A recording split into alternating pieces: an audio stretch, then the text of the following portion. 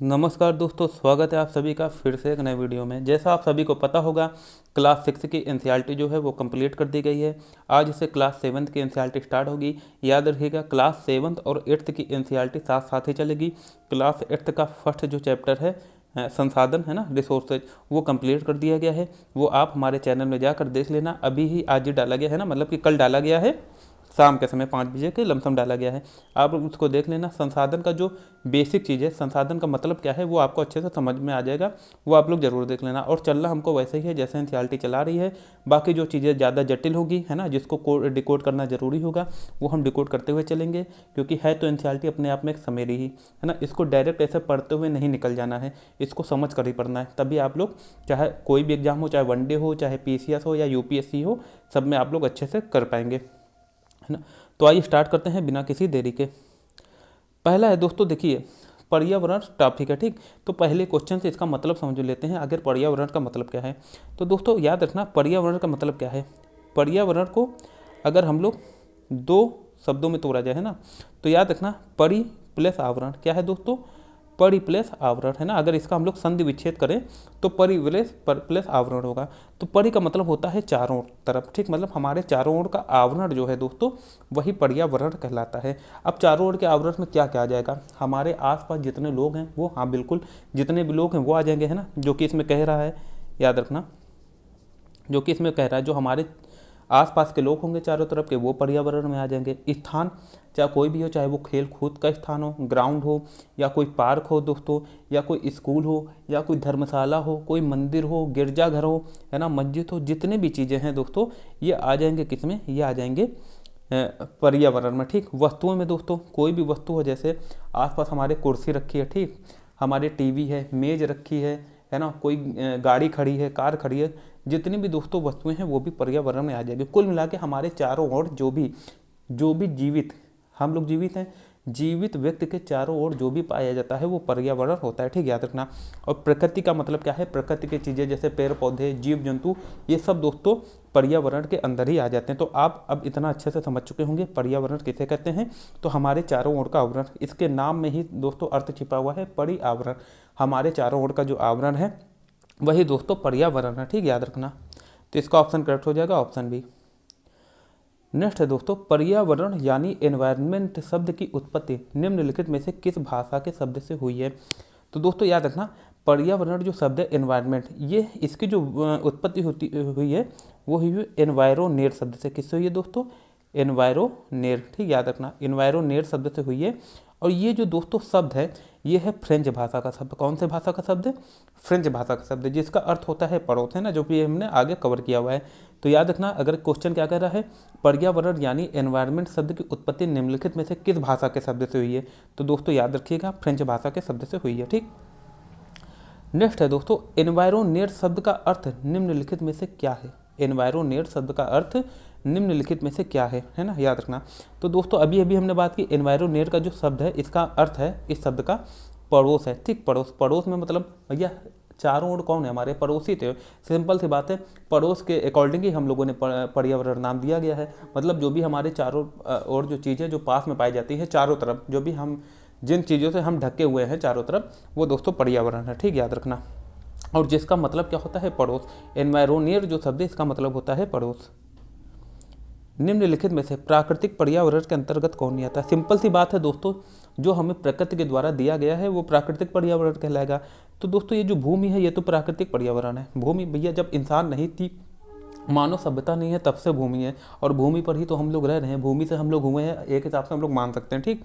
जल दोस्तों, ये भी दोस्तों प्राकृतिक है, वायु भी प्राकृतिक है। लेकिन दोस्तों जो तालाब है, यह प्राकृतिक पर्यावरण नहीं है। क्यों नहीं है, क्योंकि इसको मानव बनाता है, ये मानव निर्मित पर्यावरण में आ जाएगा, ठीक, याद रखना। तो दोस्तों याद रखिएगा, इसका कौन सा ऑप्शन करेक्ट हो जाएगा दोस्तों, तालाब, ठीक। तालाब जो है वो क्वेश्चन के अकॉर्डिंग करेक्ट हो जाएगा। नेक्स्ट है दोस्तों, स्थल मंडल के संदर्भ में निम्नलिखित में से कौन सा कथन सत्य है। यह पृथ्वी की कठोर ऊपरी परत है, यह चट्टानों एवं खनिजों से बनी है, यह पहाड़, पठार तथा मैदान जैसी विषम आकृतियों का धरातल है। तो दोस्तों याद रखना स्थल मंडल का मतलब क्या है। दोस्तों देखिए, एक भूपर्पटी है, अपनी जो पृथ्वी है, हम लोग क्लास 9th के एनसीईआरटी में अच्छे से पढ़ेंगे इसको, है ना, जबकि क्लास 6 में हमने थोड़ा सा इसके बारे में बातचीत कर ली है। पृथ्वी जो है दोस्तों ये 3 परतों से बनी है, ठीक, 3 जो है इसकी भूमंडलीय जो परत है 3 परतों से बनी है। सबसे ऊपर तो दोस्तों है क्रस्ट, जिसको हम लोग भूपर्पटी कहते हैं या क्रस्ट भी कहते हैं, है ना, वो है दोस्तों क्या, क्रस्ट। फिर दोस्तों बीच में है मेंटल, है ना, जिसमें जो चट्टानें हैं वो पिघली हुई फार्म में है, मोल्टन लावा है ना, हम लोग कह सकते हैं, और मतलब कि पिघले हुए फार्म में है जितनी भी चट्टानें हैं जिसमें गति होती हैं। बाकी हम लोग बाद में बात करेंगे कि कैसे जो है प्लेटें गति करती हैं, कैसे हिमालय बना, ये सब हम लोग क्लास 9th के एनसीईआरटी में अच्छे से समझेंगे। बस आपको बने रहना है इस वीडियो में। और जो भी नए हो दोस्तों, इस चैनल को सब्सक्राइब जरूर कर लेना, क्योंकि एक बार जाएगा तो हो सकता है कि शायद आपके सामने चैनल ना आए अभी, है ना, क्योंकि अभी नया नया चैनल है। तो आप दोस्तों इसको सब्सक्राइब करके बेल आइकन जरूर प्रेस कर देना, जिससे कि आपको नए नए वीडियो का नोटिफिकेशन तुरंत मिलता रहे। करना कुछ नहीं दोस्तों, ईयरफोन लगा के या किसी भी तरह, ना समय हो तो 2x की स्पीड में देख लेना, क्योंकि क्वेश्चन जितने हैं ना एनसीईआरटी से वो इंपॉर्टेंट ही होते हैं, एग्जामिनर इसी से ही उठाता है। तो दोस्तों कह रहा है स्थल मंडल में हमने क्या बात की, मेंटल की बात की। तो दोस्तों जो भूपर्पटी है वो किससे बनी हुई है दोस्तों, भूपर्पटी जो है वो चट्टानों एवं खनिजों से बनी हुई है। किससे बनी हुई है, चट्टानों एवं खनिजों से बनी हुई है, ठीक, याद रखना। अब आगे चलते क्या करा, यह पठार पहाड़ तथा मैदान जैसी विषम आकृतियों का धरातल है। बिल्कुल दोस्तों, ऊपर कौन है, ऊपर पहाड़ पठार मैदान यही सब तो है ना। और ये जो पर्वती है ऊपर की जो परत है ये दोस्तों कठोर है ना, ये पिघली हुई फार्म में तो है नहीं, जैसे कि मेटल है अभी हमने बात की। तो उपयुक्त सभी दोस्तों इसका करेक्ट हो जाएगा। नेक्स्ट है, पारितंत्र के संदर्भ में निम्नलिखित में से कौन सा कथन सत्य है। वह तंत्र जिसमें समस्त जीवधारी आपस में एक दूसरे के साथ क्रिया करते हैं। बिल्कुल दोस्तों, देखिए पारितंत्र का मतलब क्या है, पारितंत्र का मतलब ऐसा होता है जैसे दोस्तों पेड़ पौधे से क्या होता है, हम लोगों को फल मिलते हैं, पेड़ पौधे से हम लोगों को फल मिलते हैं, हम लोग फल लेते हैं, है ना। फिर दोस्तों उसी फल का क्या होता है दोस्तों, हम लोग फल खाते हैं, फिर दोस्तों जो हमारे द्वारा कार्बन डाइऑक्साइड छोड़ी जाती है वो दोस्तों पेड़ पौधे ग्रहण करते हैं, पेड़ पौधे द्वारा छोड़ी जाने वाली ऑक्सीजन हम लोग ग्रहण करते हैं, ठीक। जो शाकाहारी जंतु हैं वो पेड़ पौधे की पत्तियां खाते हैं, तो पेड़ पौधे की जो एनर्जी होती है वो किस में जाती है, शाकाहारी जंतुओं में। फिर शाकाहारी जंतुओं को कुछ मांसाहारी जंतु खाते हैं, है ना, उनसे क्या होती है, फिर शाकाहारी जंतुओं की जो एनर्जी है वो जाती है, ऊर्जा जो है वो मांसाहारी जंतु में जाती है। कुल मिला के इसी तरह जो है एक दूसरे से ऊर्जा का स्थानांतरण जो है वो चलता रहता है ना, चलता रहता है। इसी को दोस्तों पारितंत्र कहते हैं, जो कि तीनों ऑप्शन में अच्छे से कवर किया गया है। आप लोग खाली ऑप्शन अच्छे से देख लीजिए क्या कह रहा है। कह रहा है फर्स्ट ऑप्शन कह रहा है ए, वह तंत्र जिसमें समस्त जीवधारी आपस में एक दूसरे के साथ क्रिया करते हैं, जो कि अभी अभी हमने समझा। पर्यावरण के उन भौतिक एवं रासायनिक कारकों के साथ परस्पर क्रिया करते हैं जिसमें वे निवास करते हैं।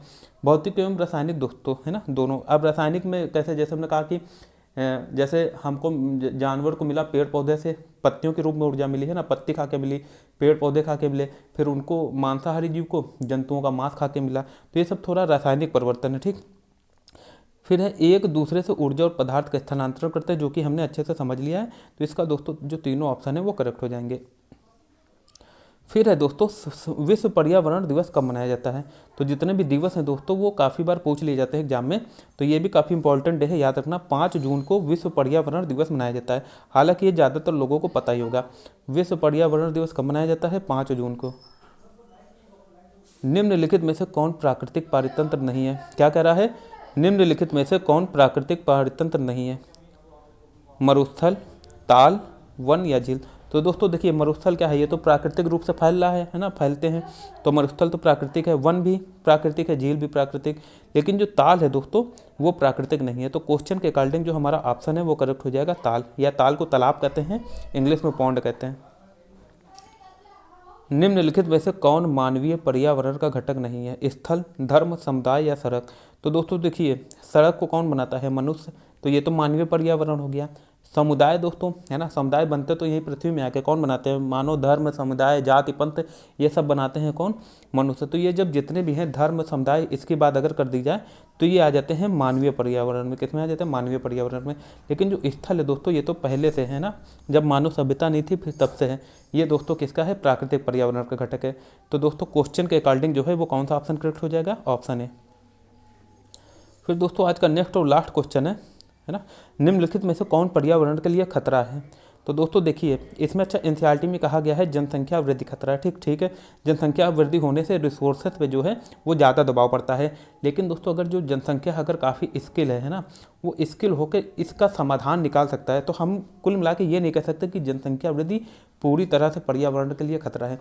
लेकिन एनसीईआरटी में अगर कहा गया है तो मान लेते। ठीक, जो पादप वृद्धि है ये तो बिल्कुल नहीं खतरा है ना, ये तो बिल्कुल नहीं है। जनसंख्या वृद्धि दोस्तों ये खतरा है। ठीक, और फसल वृद्धि भी ये खतरा नहीं है। लेकिन दोस्तों जो जनसंख्या वृद्धि है ये पर्यावरण के लिए खतरा है। लेकिन अगर नेता अच्छा है, मतलब कि अगर जो शासक अच्छा है, अगर वो स्किल अच्छे से डेवलपमेंट की जा रही है, तो आजकल का जो युवा है, अच्छा अगर भारत की बात की जाए, भारत की जनसंख्या जरूर सबसे ज़्यादा है, लेकिन यहाँ पर जितनी युवा जनसंख्या है वो बहुत ज़्यादा है। तो इसका अच्छे से दोस्तों प्लस पॉइंट, मतलब कि हम लोग इसको पॉजिटिवली, जो पॉजिटिव रूप से इसका फ़ायदा उठा सकते हैं, है ना। तो हमारी जो जनसंख्या है वो पर्यावरण के लिए खतरा नहीं भी हो सकती है अगर उनका अच्छे से यूज किया जाए। तो याद रखना दोस्तों, वैसे तो इसमें क्या जनसंख्या वृद्धि इसका ऑप्शन करेक्ट हो जाएगा, है ना।